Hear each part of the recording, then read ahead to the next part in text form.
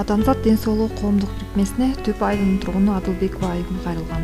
Ал 2013 жылдын 28 январда жер титирөөдөн жабыркагандардын бири. Жашап турган үйү өзгөчө кырдаалдар министрлигинин комиссиясы тарабынан толугу менен жараксыз деп табылган. Азыркы убакытка чейин мамлекет тарабынан бөлүнгөн акчалай жардамды ала албай келет. Могу тешиктеринин баарынан там чыгат экен, жан жагында жана көрүнгөн жерге элеген коет. Мондай чоң тирешине кетип Дүнк етті, асты түшеді, үсті түшеді, түшінбейбіз. Үйге кірген.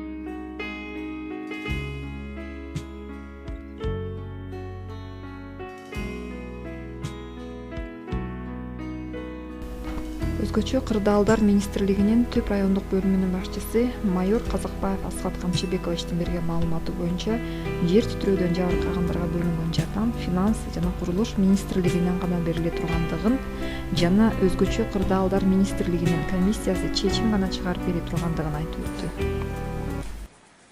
Жай мезгилинде келген, мен азыр числосун айта албайм, кайсы күнү алып келген. Келгенде биз 4-чү даражада аварийде өткөзгөнбүз 200 миңге. Азырдан ошол киши Адылбекова Айгүл бул 3-чү спискада. 3-чү спискага айтып атпайм, 42 киши азыр данный момент алат.